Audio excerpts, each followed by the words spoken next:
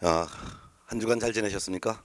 아마 지난주에는 여러분 휴가에서 부족한 과목을 좀 채우시는 소중한 시간이 되었을 텐데 날씨가 좀 많이 덥습니다.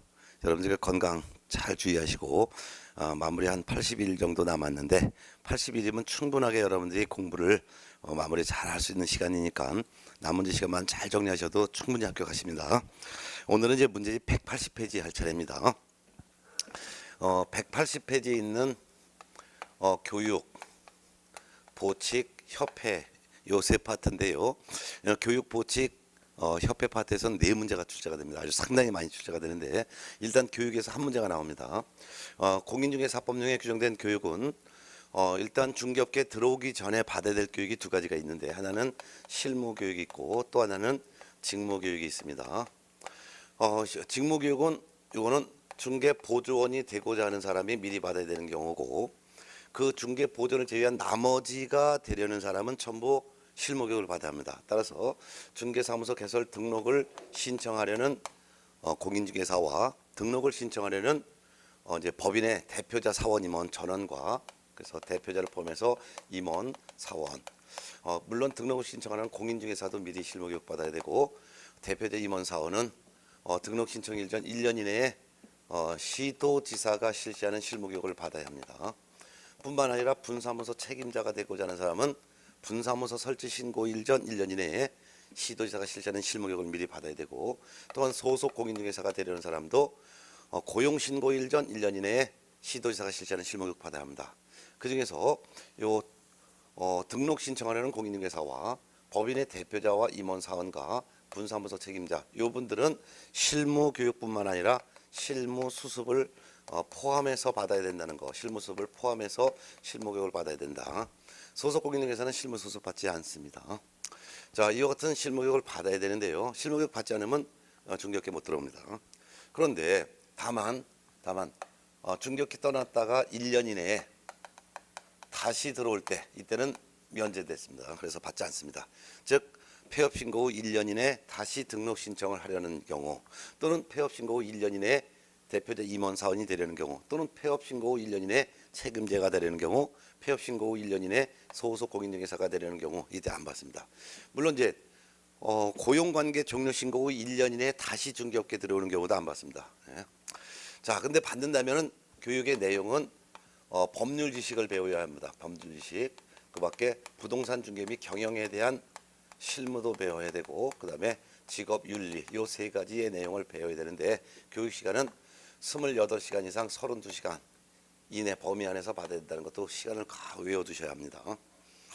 자, 그런데 이제 중개 보존이 되려고 하는 사람은 고용신고 일전 1년 이내에 시도지사가 실시하는 직무교육을 받거나 또는 등록관청이 실시하는 직무교육을 받아야 합니다. 직무교육을 받지 않으면은 중개보존 될 수 없습니다. 다만 이와 같은 중개보존이라 하더라도 중개업계 떠났다가 1년 이내에 다시 중개보존이 되려는 경우 이때는 직무교육 받지 않습니다. 만약 직무교육을 받는다면 직무교육의 내용은 직업윤리 등 직업윤리에 관련된 내용 하나만 배우시고 교육시간은 3시간 이상 4시간 이하 범위 안에서 받아야 합니다. 특히 요 중개업계 들어오기 전에 미리 받는 실무교육과 직무교육은 교육 통지를 하는 규정이 없습니다. 교육 받으러 오세요라는 통지하지 않는다는 거 알아둬야 되겠죠. 자, 그다음에 이제 교육 중에서는 중개업계 들어온 이후에 추가로 받아야 되는 교육이 하나 있는데 그것이 바로 연수교육입니다. 이 연수교육은 실무교육을 받은 대상자 중에서 실무교육을 받은 자 중에서도 개업 공인중개사와 소속 공인중개사는 실무교육 받고 2년마다 별도로 연수교육을 받아야 합니다. 이 연수교육은 실무교육 실시권자가 시도지사이기 때문에 연수교육 실시권자도 똑같이 시도지사가 되겠습니다. 연수교육은 면제 규정이 없습니다. 근데 이와 같은 연수교육을 받아야 되는데 연수교육 받고 또 2년마다 또 연수교육을 계속 또 받아야 되겠죠. 그래서 또 2년마다 또 연수교육을 또 받아야 됩니다. 연수교육입니다. 자, 근데 이 연수교육을 받지 않았을 때는 어떤 제재가 다르냐? 이때는 500만 원 이하의 과태료가 떨어집니다. 그렇기 때문에 연수교육 받으러 오라 이렇게 시도지사는 교육 대상자에게 통지를 해야 되는데 이때 교육통지는 2년 되기 2달 전까지 교육받으러 오세요라고 교육통지를 해야 되는 것이죠. 자, 그러면 연수교육을 받는다면 연수교육의 내용은 부동산 중개 업무를 수행하면서 개공과 소공이 꼭 알아둬야 될 법 제도가 변경된 사항, 법 제도의 변경사항을 공부해야 되며, 또한 부동산 중개 및 경영에 대한 실무도 배워야 되고, 또한 직업 윤리 등도 배워야 되겠죠. 이때 연수교육 시간도 외워두셔야 합니다. 12시간 이상 16시간 이하 범위 안에서 연수교육 받는다는 거 알아두셔야 됩니다. 네. 또한 부동산 중개업계 들어온 이후에 받아도 되고 받지 않아도 되는 교육이 하나 있는데, 그 교육이 바로 부동산 거래사고 예방을 위한 교육이 되겠습니다. 이 예방 교육은 실시해도 되고 실시하지 않아도 되는데, 실시한다면 이 예방 교육은 국토교통부 장관이 실시할 수도 있고, 특별시장, 광역시장, 도지사 즉 시도지사가 실시할 수도 있고, 또는 등록관청이 실시할 수도 있습니다. 이와 같은 예방 교육을 누구를 대상으로 실시하냐면 개공 등을 대상으로 실시할 수 있습니다. 그래서 개업 공인중개사뿐만 아니라 소공, 보전, 사원 임원을 대상으로 예방 교육을 실시할 수도 있습니다. 실시해도 되고 실시하지 않아도 되는데, 만일 실시한다면 이 예방 교육 실시권자는 이 예방 교육 대상자에게 교육일 10일 전까지 교육받으러 오세요라고 교육 통지를 해야 됩니다. 따라서 중개업계 들어온 이후에 받는 이 연수 교육과 예방 교육은 교육 통지합니다. 그래서 교육받으러 오세요라고 통지하는 규정이 있다. 특히 이 연수 교육은 실무 교육 받고 2년이 되기 2달 전까지 교육 통지해야 되고, 또 연수 교육 받은 사람이 또 연수 교육 받을 때는 연수 교육 받고 2년 되기 2달 전까지 또 교육 통지를 계속 교육 통지를 2달 전까지는 교육 통지를 해야 된다는 거. 그다음에 예방 교육은 교육일 10일 전까지 교육 통지해야 된다는 거. 근데 이런 교육 통지를 받아도 개공이나 소공이나 보전, 사원 임원이 예방 교육을 이수해야 될 의무는 없습니다. 이수해야 될 의무가 없기 때문에 받지 않아도 아무런 제재를 가하지 않습니다. 그렇기 때문에 예방 교육에 소요되는 비용을 예방 교육 실시권자가 교육비를 지원할 수 있도록 했습니다. 그래서 유일하게 교육비를 지원할 수 있는 교육은 예방 교육. 요것만 예방 교육을 교육비를 지원할 수 있고, 그 외에는 교육비 지원이 없습니다. 특히 예방 교육은 교육 내용도 지금 어떤 교육이다라는 내용이 구체적으로는 없고, 그냥 부동산 거래 사고 예방을 위한 내용이다라고만 이해해 두시고, 교육 시간 자체는 규정이 없습니다. 유일하게 교육 시간 규정이 없는 것이 바로 예방 교육이 교육 시간 규정이 없습니다. 그 중에서 이 예방 교육은 시도지사뿐만 아니라 국토교통부 장관, 등록관청 다 실시할 수가 있기 때문에, 국토교통부 장관이 예방교육을 실시할 수 있다 해도 옳은 말이에요. 시도지사가 예방교육을 실시할 수 있다 해도 옳은 말이에요. 등록관청이 실시할 수 있다 해도 옳은 질문이라는 것을 알아둬야 됩니다. 그 중에서 이 실무교육과 직무교육과 연수교육 세 가지 교육은 교육의 지침을 국토교통부 장관이 실무교육의 지침, 직무교육의 지침, 예방교육의 지침을 마련하여 이를 시행할 수가 있고, 이 교육의 지침에는 교육에 대한 모든 내용이 포함되기 때문에 교육과 관련된 내용은 어떤 내용이 포함된다면 다 옳은 지문으로 하시라는 것도 꼭 주의해서 알아두시기 바랍니다.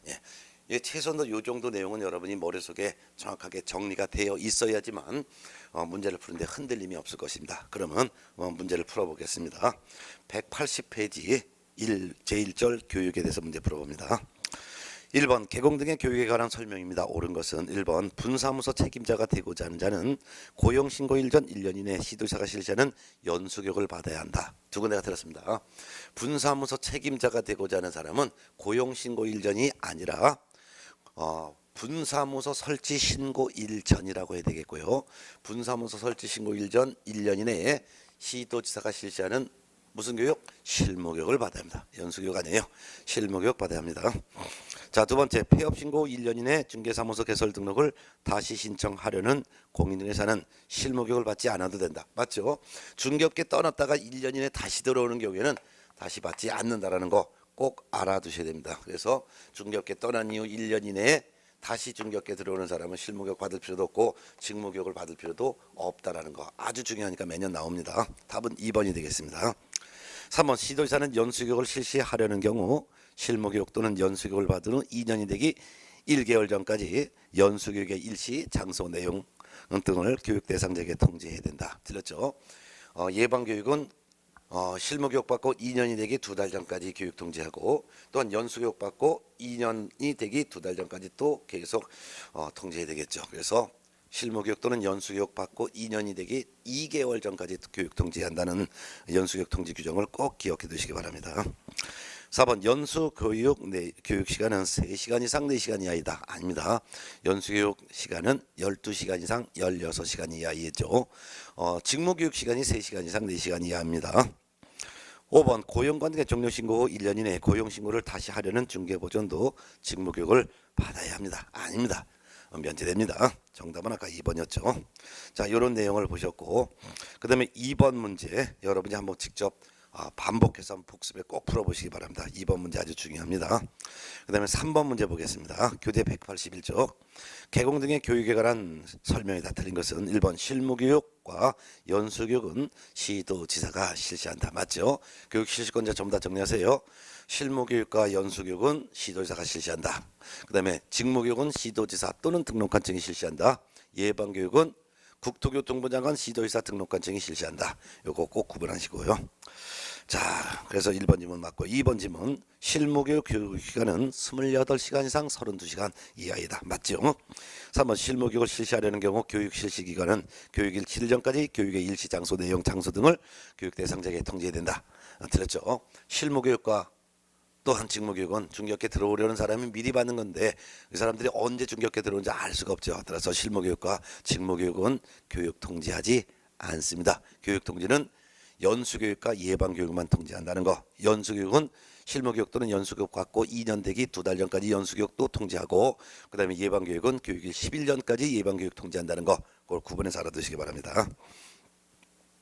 4번 지문 보겠습니다. 그래서 틀린 것 3번이고요. 4번 실무교육 받은 개공 및 소공은 실무교육 받은 후 2년마다 12시간 이상 16시간 이하의 연수교육 받아야 합니다. 맞죠? 5번 중개보존이 고용관계 종료 신고된 후 1년 이내 다시 고용신고될 경우에는 직무교육을 받지 않아도 된다 했었죠. 옳은 질문입니다. 틀린 것은 3번이었습니다.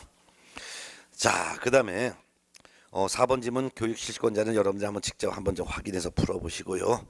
그 다음에 이제 5번 지문도 여러분 직접 풀어보시고 6번 문제 한번 풀어보겠습니다. 6번 문제. 실무교육 받아야 하는 자를 묶은 것은, 실무교육을 받아야 하는 자는 중개보존을 제외한 나머지는 전부 다가 실무교육을 받아야 되고, 다만 중개업계 떠났다가 1년 이내 다시 들어올 때 이때는 면제된다는 거, 요것만 정리하시면 되겠죠. 기업번 공인중개사가 아닌 중개법인의 사원 임원도 임원 사원은 전부 다 실무교육 받아야 되죠. 맞습니다. 이번 폐업 신고 후 1년이 지난 뒤에 개설 등록을 신청하는 공인중개사도 받아야 되겠죠. 폐업 후 1년이 지나서 또는 고용관계 종료 신고 후 1년이 지나서 다시 들어올 때는 다시 받아야 합니다. 디귿번 분사무소 설치 신고하려는 경우 책임자도 받아야 되겠죠. 네 번째 중개보존은 받지 않습니다. 중개보존은 직무교육을 받아야 되겠죠. 몇번 고용관계 종료 신고 후 1년 이내 고용신고를 다시 하려는 소속 공인중개사, 이때는 면제되겠죠. 결국 실무교육을 받아야 되는 자를 고르면 기역, 니은, 디귿이 되겠고 답은 3번이 되겠죠. 예, 이렇게 해서 봅니다. 자, 그 다음에 이제 7번 문제도 여러분이 한번 직접 풀어보시고요. 예. 그 다음에 이제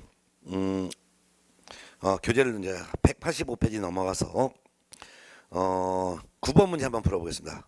직무교육에 대해서 한번 풀어볼까요? 9번 문제. 직무교육에 관한 설명이 다 드린 것은 1번 직무교육은 시도지사 또는 등록관청이 실시하는 거 맞죠? 2번 중개보존 및 소공은 고용신고일 전 1년 이내에 직무교육을 받아야 한다. 중개보존이 직무교육을 받아야 되는 것이고, 소속공인중개사는 고용신고일 전 1년 이내에 실무교육을 받아야 되겠죠. 그래서 중개보존은 고용신고일 전 1년 이내 직무교육을 받아야 하고, 소속공인중개사는 고용신고일 전 1년 이내 실무교육을 받아야 한다라고 해야 되겠네요. 결국 틀린 것은 2번이죠. 답 2번. 3번 고용관계 종료신고 후 1년 이내 중개보존으로 고용신고를 다시 하려는 자는 직무교육을 받지 않습니다. 맞죠? 다시 받지 않죠.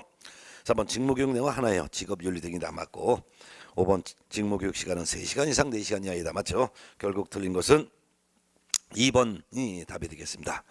자, 그다음에 이제 10번에는 이제 연수교육 내용인데 10번 문제 봅니다. 연수교육에 관한 설명이 다 드린 것은 1번 실무교육을 받은 개공 및 소공은 실무교육 받은 후 2년마다 연수교육 받아야 한다. 맞죠? 2번 연수교육은 시도지사가 실시하는 것도 맞죠. 3번 시도지사는 연수교육을 실시하려는 경우 실무교육 또는 연수교육을 받은 후 2년이 되기 2달 전까지 연수교육의 일시 장소 내용 교육 대상자에게 통지해야 된다 맞죠. 4번 연수교육 내용은 개공 및 소공의 직무 수행에 필요한 법률 지식 아닙니다. 법률 지식이 아니라 법 제도의 변경사항이라고 해야 되겠죠. 법률 지식은 실무 교육 내용이 된다는 것을 기억해 두시기 바랍니다. 그 다음에 이제 중개, 부동산 중개 및 경영 실무와 직업 윤리는 포함됩니다. 따라서 실무 교육 내용과 그 다음에 이제 연수 교육 내용은 둘 다 똑같이 세 가지가 이제 교육 내용인데 차이점은 실무 교육은 법률 지식이 들어가고 그 다음에 이제 연수 교육은 법 제도의 변경사항이 들어갑니다. 그렇지만 실무 교육과 연수 교육의 똑같은 교육 내용은 부동산 중개 및 경영 실무와 직업 윤리는 공통적으로 적용됩니다. 자, 그래서 틀린 것은 밥 4번이 되겠죠. 그럼 법률 지식, 부동산 중개 및 경영 실무, 직업 윤리는 이건 실무 교육 내용이 되겠습니다. 그 다음에 이제 5번 질문 연수 교육 시간 12시간 이상 16시간 이하이다 맞습니다. 틀린 거 답 4번이 되겠죠. 자, 그 다음에 11번 문제 교육의 지침에 관련된 내용입니다. 틀린 거 볼게요.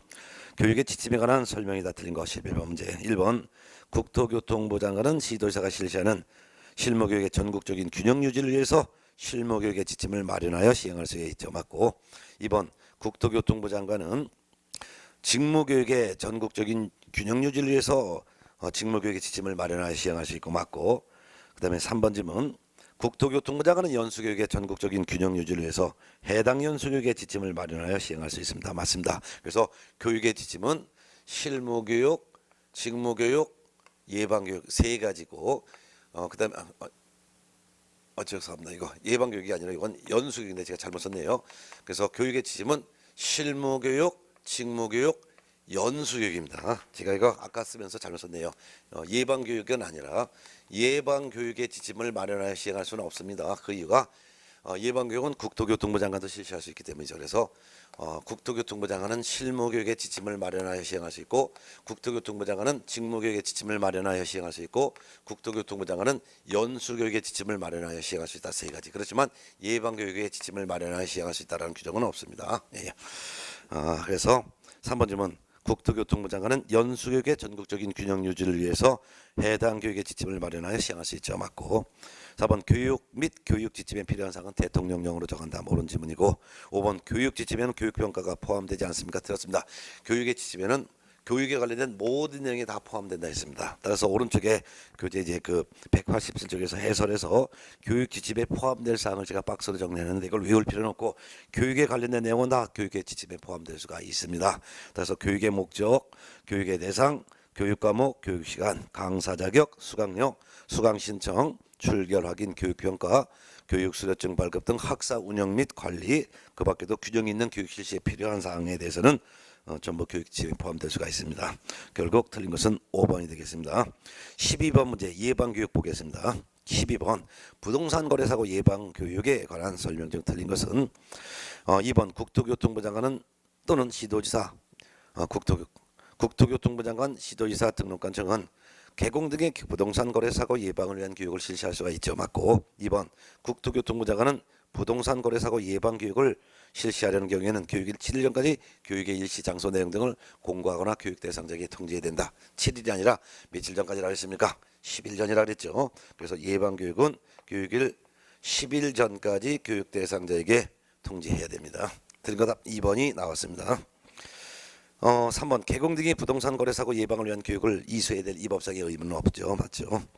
3번 국토교통부 장관, 시도지사 및 등록관청은 개공 등이 부동산 거래사고 예방을 위하여 교육을 받을 경우에는 필요한 비용을 지원할 수가 있습니다. 맞습니다. 유일하게 교육비를 지원할 수 있는 교육은 예방교육 요구할 만한 교육비 지원할 수 있다라는 거.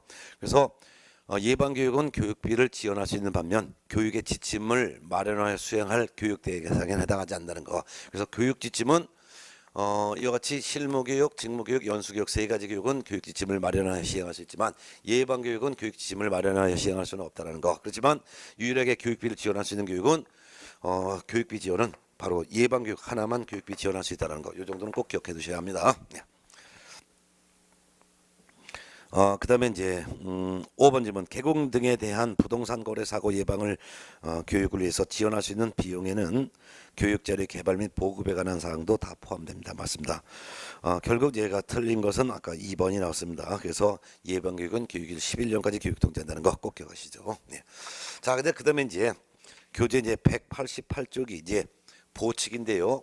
이 보칙에서도 해마다 한 문제 내지 두 문제가 꼭 출제됩니다. 그래서 188쪽 이 보칙도 정리 잘 하셔야 합니다. 거의 해마다 두 문제 정도가 출제되고 있습니다. 이 보칙은 세 가지 내용인데요. 첫 번째는 업무 위탁이 있습니다. 업무 위탁.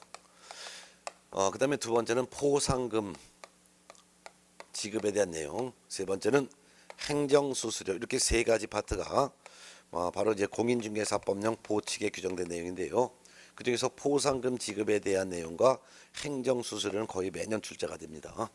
그래서 업무위탁이라는 것은 국가가 자기들이 할 일을 다른 기관에 하청을 주는 것을 업무위탁이라고 하는데, 지금 업무위탁에 대해서는 국토교통부 장관, 시도지사, 등록관청이 국가기관인데요.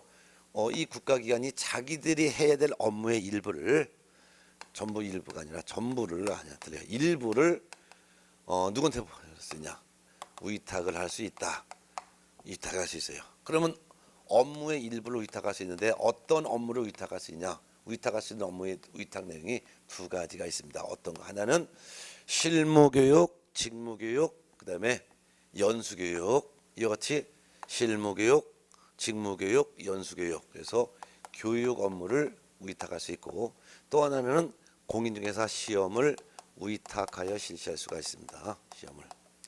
자, 그러면 이제 교육 실시를 위탁할 수도 있고 시험 실시를 위탁할 수 있는데, 교육은 본래 시도지사가 실시하는 게 원칙이죠. 그렇지만 이를 협회에다 위탁할 수도 있고 공기업, 준정부기관, 부동산학과가 개설된 대학교 여기다 위탁할 수 있습니다.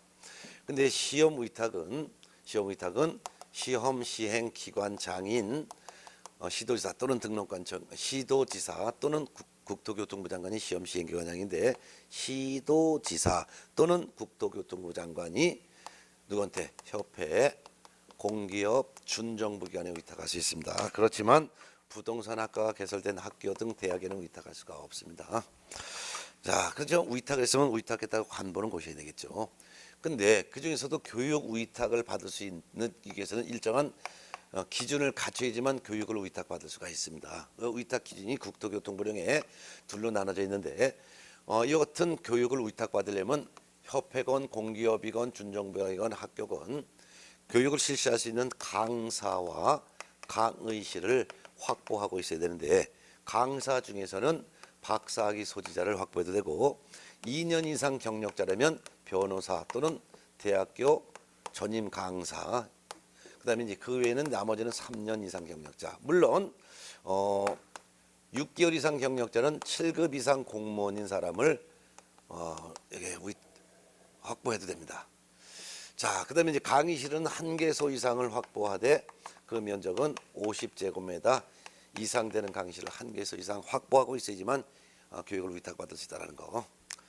자, 그다음에 이제 포상금인데요. 공인중개사법에 규정된 포상금을 받으려면 등록관청에 신고하거나 또는 수사기관에 고발을 해야 되는데, 첫 번째 무등록 중개업을 한 사람을 신고 고발한 경우, 또는 부정한 방법으로 등록한 자를 신고 고발한 경우, 또는 공인중개사 자격증이나 등록증을 양도되어 한 자 또는 양수되어 받은 자를 신고 고발한 경우, 이런 사람을 신고 고발해야지만 보상을 줍니다. 그러면 어떤 사람이, A라는 사람이 요 사람이 무등록 중개업을 한 자 또는 부정한 방법으로 등록한 자 또는 등록증 자격증을 양도대여 한 사람을 신고 고발합니다. 이 사람이 등록관청에 신고 고발하는데 신고 고발했습니다. 그러면 신고는 등록관청이 할 수도 있고, 고발은 이제 수사기관에다가 하겠죠. 수사기관에다가. 그러면 신고 고발은 무조건 포상금을 주느냐? 그렇지는 않습니다.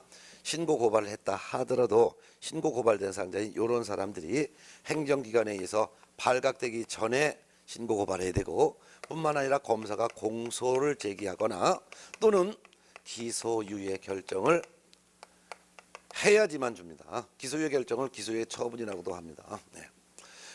근데 그 보상금을 준다면 얼마 주느냐? 이때 보상금을 줄 때는 신고는 등록관청 또는 고발은 수사기관 했지만 신고 또는 고발했다 하더라도 신고 고발자가 별도로 등록관청에 별도로 보상금 지급 신청서를 내야 됩니다. 보상금 지급에 따른 신청서를 제출받으면 등록관청은 수사기관에다가 처분 내용을 조회한 후 보상금 지급을 하겠다라고 결정을 합니다. 결정을 하고 나선 한 달 이내에 보상금을 지급을 해야 되는데 이때 지급은 한 건당 50만 원 지급합니다. 50만 원. 근데 보상금을 지급하는 것을 국고에서 보조할 수 있습니다. 그래서 보상금 지급에 소요되는 비용 중 일부를 국고에서 보조할 수 있는데 일부라는 것은 100분의 50 이내 범위 안에서 보상금 지급에 소요되는 비용을 일부를 국고에서 보조할 수 있다는 것도 알아둬야 되겠죠. 자, 근데 만일 하나의 사건에 대해서 2인 이상이 공동으로 신고 또는 고발했다면 이때는 균등하게 배분하여 지급하죠. 다만 보상금을 받을 자가 미리 배분 방법에 대해서 미리 합의를 했다면 합의한 대로 지급합니다. 그런데 하나의 사건에 대해서 2건 이상의 신고 고발이 접수됐을 때는 이때는 최초로 신고한 자에게만 보상금을 50만 원 지급한다는 것도 알아야 되겠죠. 자, 그다음 이제 행정수수료가 있는데요. 이건 납부하는 수수료가 되겠습니다. 행정수수료는 일단 당의 지방자치단체 조례에서 결정하는 수수료를 납부하는 경우가 7가지가 있어요.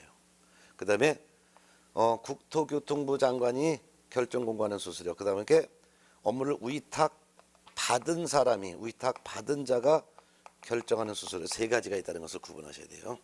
지자체 조례에서 정하는 수수료는 공인중개사 시험을 시도지사가 시행할 때 시험에 응시하는 사람, 시도 조례에서 정하는 수수료를 납부해야 되겠고요.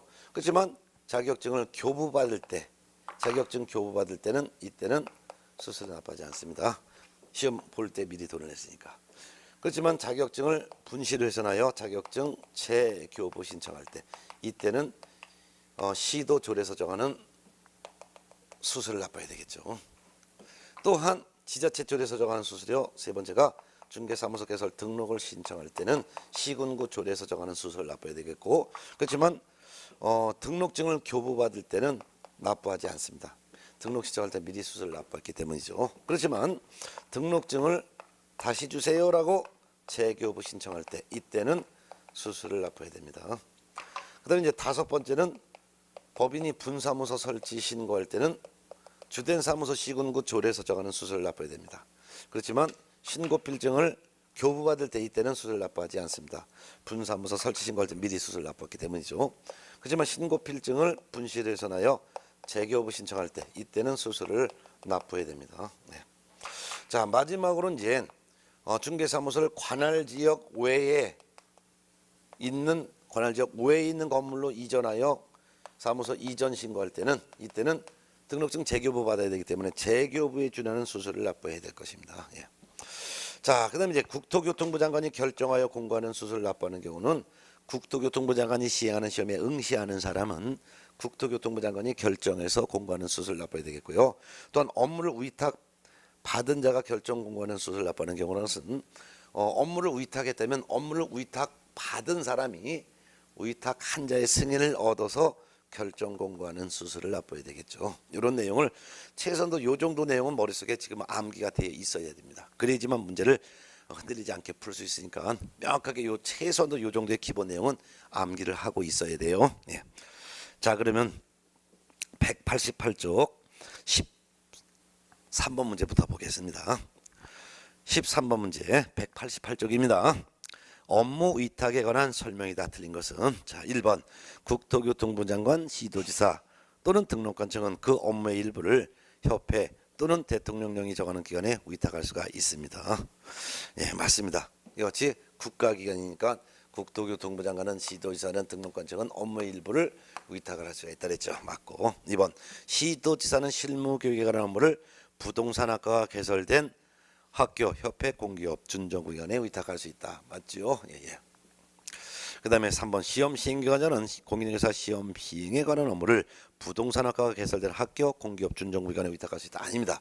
이 학교는 위탁할 수가 없죠. 그래서 시험 시행기관장은 협회, 공기업, 준정부기관에는 시험에 대한 업무를 위탁할 수 있어도 부동산학과가 개설된 학교에는 시험을 위탁할 수가 없습니다. 정답은 3번이 나왔죠. 바로 나왔죠. 네.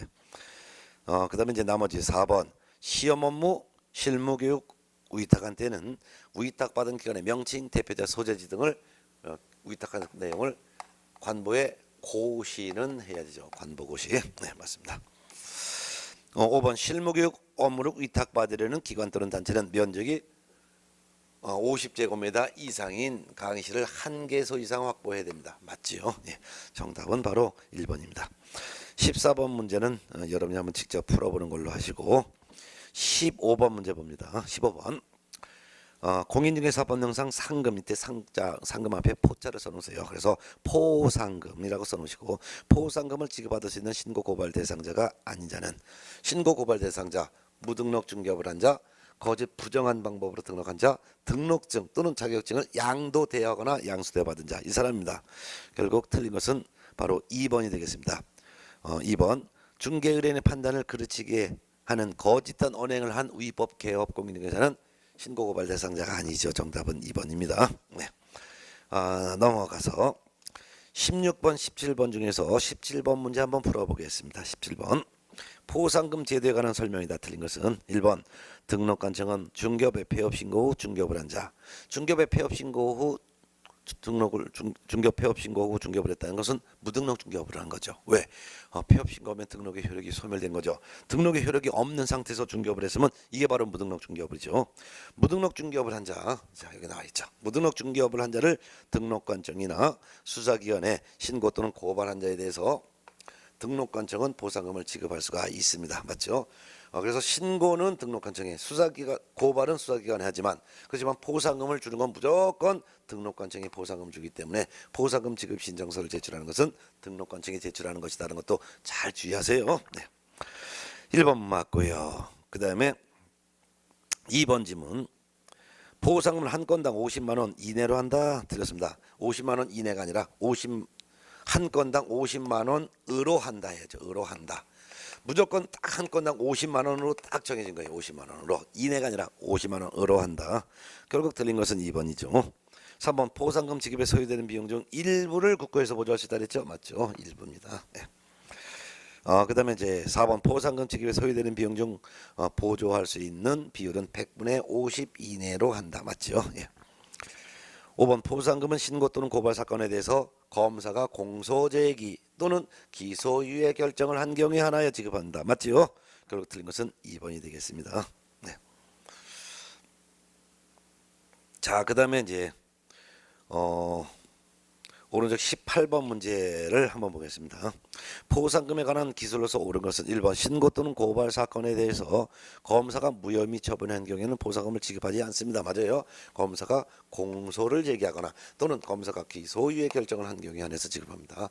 그래서 무혐의 처분했다 하면은 포상금 지급하지 않습니다. 그렇지만 공소가 제기됐다면 나중에 유죄건 무죄건 다 보상금 지급합니다. 특히 공소제기라는 말이 없지 그냥 무죄 선고받았다 유죄 선고받았다 하면은 공소제기가 된 것이 전제가 되어 있는 내용입니다. 예. 자 그래서 검사가 공소제기 기소의 결정을 한 경우에 한해서 지급하는 건 맞습니다. 2번 그 다음에 2번 18번의 2번 지문입니다. 등록관청은 하나의 사건에 대해서 18번의 2번이면 등록관청 하나의 사건에 대해서 2인 이상이 공동으로 신고 또는 고발한 경우에는 균등하게 배분하여 지급하죠. 맞고 3번 하나의 사건에 대해서 2인 이상이 공동으로 신고한 경우 공인중개사법령에서 정한 균등 배분 방법은 공동 보상금을 수령할 자가 합의한 배분 방법에라는 것은 보다라는 거예요. 합의한 배분 방법보다 우선하여 적용한다? 아니죠. 합의한 방법이 균등 배분 방법에 우선하여 적용하는 거죠. 그래서 배분 방법이 더 배분 합의했으면 합의한 것이 우선한 거예요. 그래서 합의한 방법이 균등 배분 방법에 우선하여 적용됩니다. 자, 그래서 틀린 것은 3번이고요. 4번 등록과 전 하나의 사건에 대해서 두 건 이상의 신고 고발이 접수된 경우에는 최초로 신고 고발한 자에게만 지급하는 거 맞죠? 그 다음에 5번 보상금 지급 신청서를 제출받은 등록관청은 보상금 지급을 결정을 하고 보상금 지급 결정일로부터 한 달 이내 보상금을 지급해야 된다. 맞지요? 예. 결국은 아까 틀린 것은 바로 이제 3번이 28번의 답은 3번이었습니다. 자, 근데 포상금에서는요 이렇게 서술형의 문제가 나올 때도 있지만 계산형의 문제가 나올 때가 더 많습니다. 그래서 192쪽 192쪽에 있는 19번, 20번 두 개 문제가 바로 계산형의 문제인데 계산형의 문제를 정리하겠습니다. 192페이지 보겠습니다. 그러면 이건 지우고서 계산 문제를 풀어야 되니까 지우겠습니다.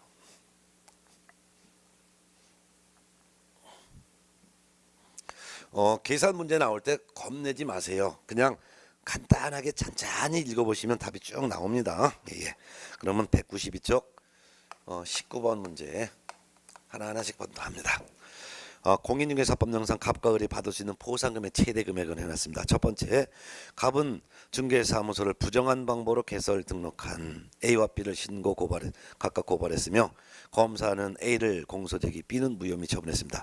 자, 부정한 방법으로 등록한 자는 신고 고발 대상자에 해당되죠. 그러면 갑은 A와 B를 신고 고발했는데 신고 고발 대상자예요. 근데 A는 검사가 공소제기했습니다. 그러니까 보상금 지급하죠.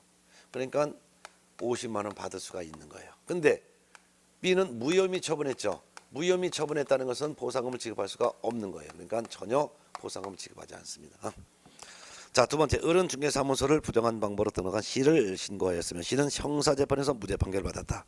자, C라는 사람이 바로 부정한 방법으로 등록했으니까 신고 고발 대상자를 신고한 거예요. 누가? 을이. 자, 근데 이 사람이 무죄 판결을 받았어요. 무죄 판결을 받았다는 것은 검사가 공소 제기를 했다는 것이 전제가 되어 있는 거예요. 그래서 공소를 제기했으니까 재판을 받았죠. 무죄 판결을 받았다 하더라도 보상금을 지급할 수 있습니다. 그렇기 때문에 C를 신고한 것으로 을은 50만 원을 받을 수가 있는 것이죠. 자, 세 번째, 갑과 을은 보상금 배분에 관한 합의 없이 중개사무소 등록증을 대여한 D를 공동으로 고발하여 D는 기소유예 처분을 받았습니다. 자, 등록증을 대여한 사람도 신고고발 대상자 맞죠, D. 근데 갑과 을이 공동으로 신고했어요, 공동. 그리고 이 사람이 바로 기소유예 처분을 받았으니까 보상금 받을 수가 있죠. 근데 하나의 사건에 대해서 갑과 을이 2인 이상이 공동 신고했으니까 갑과 을은 50만 원을 균등하게 배분하는 거예요. 그래서 갑도 25만 원을, 을도 25만 원을 각각 받게 되는 거죠, 균등해서. 네. 자, 네 번째, 등록을 하지 않고 중개업을 하고 있는 이, 즉 무등록 중개업을 하는 자, 이는 신고고발 대상자죠. 이를 을이 신고한 이후 갑도 이를 신고했고 이는 형사재판에서 유죄 판결을 받았습니다. 자, 유죄 선고 받았다는 것은 검사가 공소를 제기했다라는 것이 전제가 되어 있는 거죠. 공소 제기했으니까 유죄건 무죄건 나오는 거죠. 근데 이걸 을이 먼저 신고했어요. 그리고 나서 나중에 갑도 신고했으면 하나의 사건에 대해서 두 건 이상의 신고 고발이 접수됐으면 최초로 신고한 을만 50만 원을 받을 수 있는 것이죠. 이제. 자, 그다음 질문. A, B, C, D, E는 갑 또는 을의 신고 고발 전에 행정기관에서 발각되지는 않았습니다. 그러면 이제 여기서 이제 다 받을 수 있는 거를 이제 정리하면은 일단 갑부터, 갑이 받을 수 있는 것은 A를 신고한 것으로 50만 원. 그다음에 D를 공동 신고한 것을 가지고 25만 원. 결국 갑은 총 75만 원을 받을 수 있는 것이죠. 75만 원, 75만 원. 그다음 이제 을은 C를 신고한 것으로 50만 원. 그다음에 D를 공동으로 신고한 것으로 25만 원. 또한 E를 신고한 것으로 50만 원. 결국 을은 125만 원을 받는 것이죠. 결국 갑은 75만 원, 을은 125만 원이 답이 되겠네요. 정답 찾다 보면 3번에 나와 있죠. 예, 이 정도 문제는 가볍게 풀 수가 있어야 됩니다. 그럼 20번 문제는 여러분 직접 복습하면서 풀어보시기 바랍니다. 자, 그다음 이제 21번부터가 행정수술에 대한 내용인데요. 행정수술에 대한 내용도 한번 풀어보겠습니다. 행정수수료. 자, 21번. 각종 행정수술에 대한 설명이 다 틀린 것은 1번 시험에 응시하는 자는 지자체 조례가 정하는 바에 따라 수수료를 납부해야 된다. 맞죠? 네. 2번 질문. 국토교통부 장관이 시행하는 시험에 응시하려는 자는 국토교통부 장관이 결정 공고하는 수수료를 납부해야 되겠죠. 맞죠? 3번 공인중개사 자격시험 또는 자격증 재교보험을 일정 기간에 위탁을 한 경우에는 당해 업무를 위탁 받은 자가 위탁한 자의 승인을 얻어서 결정 공고하는 수수료를 각각 납부해야 된다. 맞죠? 4번 중개사무소 개설 등록을 신청하는 자는 국토교통부 장관이 정하는 수수료를 납부해야 된다. 자, 등록 신청할 때도 수수료 납부하는 건 맞습니다. 그렇지만 등록 신청할 때 납부하는 수수료는 장관이 결정하는 수수료가 아니라 당의 지방자치단체 조례가 정하는 수수료를 납부해야 되겠죠. 네. 따라서 틀린 것은 답 4번이었습니다. 자, 5번 법인이 분사무소 설치 신고를 하려는 경우에는 당의 지자체 조례가 정하는 바에 따라 수수료 납부해야 된다. 맞죠? 결국 틀린 것은 4번입니다. 자, 22번 문제를 풀어보겠습니다. 22번 당의 지방자치단체 조례로 정하는 바에 따라 수수료를 납부하는 경우가 아닌 것은 1번 시도지사가 공인중개사 시험을 시행하는 경우 그 시험에 응시하는 사람은 시도조례라는 조례에서 정하는 수수료를 납부해야 됩니다. 맞죠? 2번 중개사무소 개설 등록을 신청하는 자는 중개사무소를 두려는 시군구 조례에서 정하는 수수료를 납부해야 합니다. 맞습니다. 3번 분사무소 설치 신고를 하는 자는 주된 사무소 시군구 조례에서 정하는 수수료를 납부하니까 맞죠? 근데 4번 시험에 합격하여 자격증 처음 교육을 받을 때는 납부하지 않습니다. 처음 교육 받을 때는 납부하지 않는 거. 정답은 4번. 5번 분사무소 설치 신고 필증에 재교부 신청할 때 이때는 주된 사무소 시군구의 조례에서 정하는 수수료를 납부해야 되겠죠. 결국 틀린 것은 4번이 되겠네요. 예. 23번 문제는 여러분이 한번 직접 반복해서 한번 복습해서 풀어보시면 될 것 같습니다. 그다음 이제 196페이지부터가 이제 협회인데요. 사실 협회도 한두 문제가 나옵니다. 근데 협회 내용은 이걸 내용이 워낙 방대하기 때문에 제가 이론을 정리할 게 특별한 그런 건 아니고 큰 틀만 한번 좀 잡아드릴 테니까 협회에 대해서는 최소한도 이 정도는 알고 있어야 돼요. 자, 196쪽에 있는 협회 파트를 정리하는데 협회는 공개공과 부개공이 만든 친목단체예요. 그래서 협회는 법인으로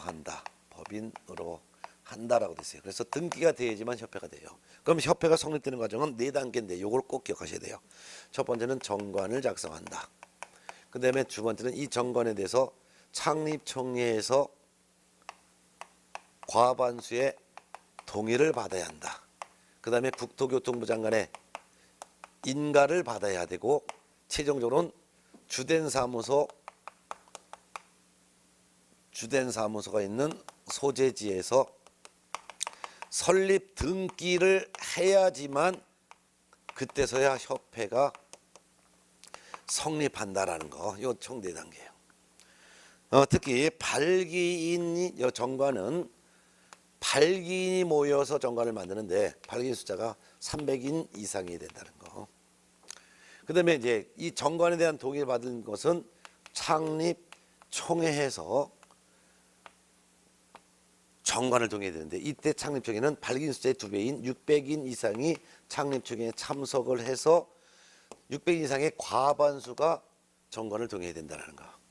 이 특히 600인 안에 서울에 있는 개공인 회원은 100인 이상이, 서울을 제외한 나머지 광역시와 각 도에서는 각각 20인 이상인 회원이 참석해야 된다는 거. 숫자를 꼭 외워두셔야죠. 그 다음에 이제 국토교통부 장관은 인가를 받아야 됩니다. 인가지 허가라든가 승인이라든가 이런 거 나오면 다 틀리다는 거. 그 다음에 인가증을 갖다가 주된 사무소 소재지 등기소에 제출하지만 등기해 줍니다. 그렇기 때문에 설립 등기까지 해야지만 협회가 성립한다는 거. 등기함으로써 성립하는 것이지 인가 받음으로써 성립하는 게 아니라는 거. 자, 그럼 이제 협회가 성립됐습니다. 그럼 협회는 법인체인데 협회는 그 밑에 산하 조직을 둘 수 있는데 특별시, 광시, 도에 지부를 둘 수가 있습니다. 둘 수 있고 또한 그 시도 밑에 있는 시군구에는 별도로 지회를 둘 수가 있습니다. 지회를 둘 수 있습니다. 둘 의무는 없고 둘 수 있다 이거예요. 그렇지만 만일 지부를 두었다면 지부를 설치하고 나서 설치를 한 때는 시도지사에게 시도지사에 신고를 해야 되고, 지혜를 만일 설치했다면 설치한 사실을 등록관청에다가 신고는 해야 된다는 거 꼭 알아두셔야 됩니다. 예. 특히 이 협회에 있는 이 사람들이 전체가 모여서 회의를 하는데 이를 총회라고 합니다. 총회. 총회에서 의결된 사항은 지체 없이 국토교통부 장관에게 보고해야 된다는 것도 알아두셔야 합니다. 그럼 이 협회는 도대체 어떤 업무를 하느냐? 협회 업무는 여러 가지 업무를 할 수 있는데, 고유 업무, 수탁 업무. 협회는 개공이 아니기 때문에 중개업을 제외한 나머지는 거의 다 할 수가 있는데, 특히 고유 업무 중에서 바로 공제 사업을 할 수가 있다는 거. 근데 수탁 업무라는 것은 국가로부터 업무를 위탁받아서 교육을 대신 실시하거나 또는 시험 시행기관장으로부터 위탁받아서 시험을 대신 실시할 수도 있습니다. 특히 고유 업무 중에서 공제 사업을 협회가 할 수도 있고 안 해도 되는데, 할 수 있는데 만일 한다면 협회는 공제 사업을 하려면 공제 규정을 제정하여 미리 국토교통부 장관의 승인을 얻어야 합니다라는 거. 그런 거 꼭 알아두시고, 이 공제 사업을 하면서 이 공제 규정에는 공제 계약에 관련된 내용이 들어가 있어야 되고, 또한 회계 기준이 들어가 있어야 되는데, 이 회계 기준은 손해배상 기금과 복지 기금으로 구분하여 세부 규정을 정해야 되며, 또한 책임 준비금의 적립비율은 받은 공제료 수입액의 100분의 10 이상으로 책임 준비금의 적립비율을 정해야 된다는 것도 알아야 되겠죠. 그럼 공제 규정을 제정해서 승인받은 다음에 공제 사업을 하게 되는데, 공제 사업을 하면서 이 공제 사업의 운용 실적이 있어요. 운용 실적은 회계년도 종료 후 3월 이내에 공시해야 되는데, 일간 신문을 통해서 공시하거나 또는 협회 신문을 통해서 공시해야 되고, 그다음에 협회 인터넷 홈페이지에 게시까지 해야 된다는 거. 네. 공제 사업을 제대로 하는지 검사를 하는데, 공제 사업에 대한 검사는 국토교통부 장관의 요청이 있는 경우에 하나여 금융감독 원장이 공제 사업에 대한 검사를 할 수 있습니다. 또한 공제 사업에 대해서 제대로 운영을 하지 않았을 때는, 이때는 국토교통부 장관이 공제 사업에 대한 개선 명령, 시정 명령 등을 할 수 있고, 그다음에 임원의 징계, 해임 등을 요구할 수도 있다는 거 같이 알아두셔야 되겠죠. 이 공제 사업을 제대로 하는지를 감독하기 위해서, 협회 산하에 공제 사업을 감독하기 위해서 감독 기구를 하나 두는데, 그것이 바로 운영위원회입니다. 운영위원회를 협회 산하에 반드시 두어야 됩니다. 이 운영위원회는 19명 이내의 위원으로 구성이 되는데, 이 중에서 이 19명 이내 위원 중에서 투표를 합니다. 투표해서 위원장과 부위원장을 호선합니다. 위원장이 직무를 수행을 할 수가 없을 때는, 이때는 부위원장이 위원장의 직무를 대행한다는 거. 위원회 임기가 있는데, 임기는 2년입니다. 그렇지만 한 번 딱 1회 하나여 연임도 가능합니다. 보궐위원회 임기는 전임 위원 임기의 남은 기간으로 한다는 거. 특히 운영위원회 위원회는 협회 회장이나 또는 협회 이사에서 추천하는 협회 임원도 포함될 수 있는데, 협회 19명 이내 위원 중에서 협회 임원이 차지하는 숫자는 전체 위원 숫자의 3분의 1 미만이어야 한다는 것도 알아두셔야 되겠죠. 요 정도는 최소한도 알아둬야 되고, 이 공제 사업에 대해서 최소한도 공제 사업의 건전성을 갖추기 위한 기준을 지켜야 되는데, 공제 사업에 대한 건전성 기준은 이거 지급 여력 비율이 100분의 100 이상 유지해야 된다는 것도 꼭 알아둬야 됩니다. 그래서 협회에서는 최선도 요 정도는 아주 최소한입니다. 아주 최선도 요 정도는 머릿속에 완벽하게 박혀 있어야지만 문제를 푸는 겁니다. 예. 이렇게 해서 이런 기본적인 사항을 가지고서 문제를 풀어봐야 되는데 문제를 풀어버렸더니 벌써 시간이 좀 많이 갔어요. 그러면 잠시 쉬었다가 196쪽에 있는 협회에 해당되는 내용의 문제는 잠시 쉬었다 풀어보도록 하겠습니다. 그럼 쉬었다가 우리 여러분 같이 문제 풀어볼까요?